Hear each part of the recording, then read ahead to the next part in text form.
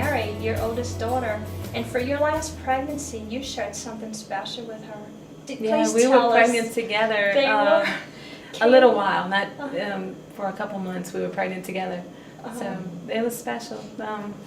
How is it seeing your daughter now as a mother and knowing that It's you different. contributed to It's that? different. It's knowing. It's like seeing a. You know, I'm talking. You know, when I talk to her, that I talk about things that I do to my Right. own daughter. And she it's can strange. relate now. Yeah, you know, it's like, wow, she's doing Yeah. motherly things. And then she learned it here. And she learned it And here. she yeah. took into her marriage, Right. and she's teaching her own children. And then we get to see that. Right. So it goes on, it lives on for generation after generation. And that's something that doesn't die. You know, if a person is deceased, they live in your heart, they live in your mind. Right. And a mother's love. And I've read one time where no one can love like a woman. No one can love like a mother. There's no substitute for a mother. Yeah. Not a daycare or babysitter or another Right. teacher. They're helpful maybe in some circumstances, but there's nobody like mom. Right. And you know, even daddy. I mean, daddy is so important, but you know, it's still different. We have different roles. And, Right. and that, No, I tell William this all the time. He takes up for where I am because, you know, he's more of what I'm not, and then I'm more Right. of what he's not. you compliment. We complement each other. You know, he's Yeah. he's stronger in a lot of ways, you know, and it's just Right. It's a good we balance. complement each other, not compete with each Yeah. other. We Right. complement each other. That was one thing Miss Rosie brought Yeah. out in her in letter her book, yeah. when she learned from the femininity course is the roles of a woman and a man and a husband and a wife, femininity and masculinity. Masculinity. And like you said, it doesn't compete, it complements.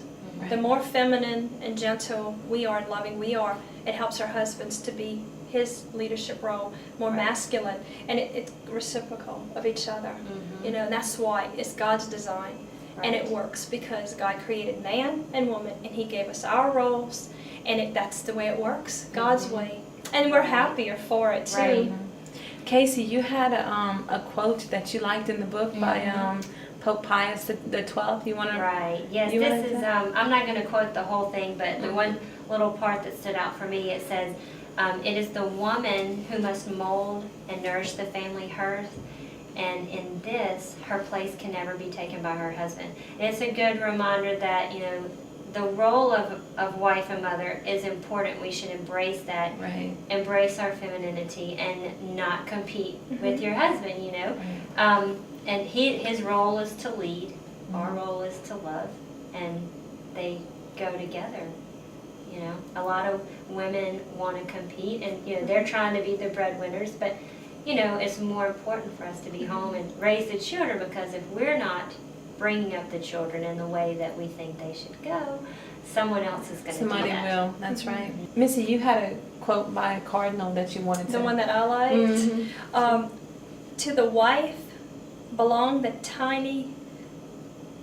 1,000 tiny details and particulars, those immeasurable daily cares and attention which mold the family atmosphere and render it healthy, bright, and comfortable by their presence, or else make it dull, unpleasant, and stifling in their careless execution or entire absence. And it's the work of the wife in the home that should always be the valiant woman that we read about in Scripture, that will, as the woman who will render him good and not evil all the days of her life.